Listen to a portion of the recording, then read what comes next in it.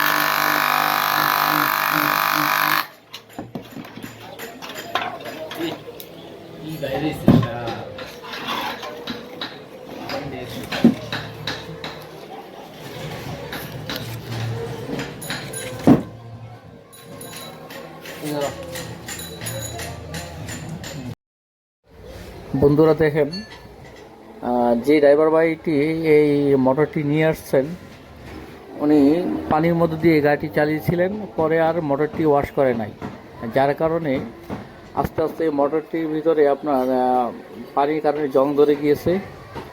দেখেন ম্যাগনেট আর ব্যারিংয়ের বাটি এগুলো সব প্রত্যেকটা জিনিসই আপনার কি নোংরা হয়ে গিয়েছে, আর মোটরের ম্যাগনেটের মধ্যেও জং ধরে গিয়েছে। এখন এটা নিয়ে আসছে আমাদের কাছে, আমরা মেরামত করার জন্য আমরা মেরামত করার চেষ্টা করতেছি। এখানে দেখেন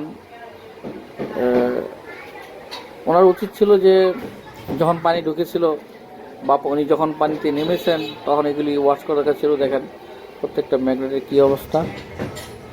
তো আপনারা যারা পানি দিয়ে গাড়ি চালাবেন অবশ্যই যদি মনে হয় যে পানি ঢুকেছে তখন মোটরটি সাথে সাথে ওয়াশ করে নেবেন, তাহলে আপনাদের জন্য ভালো।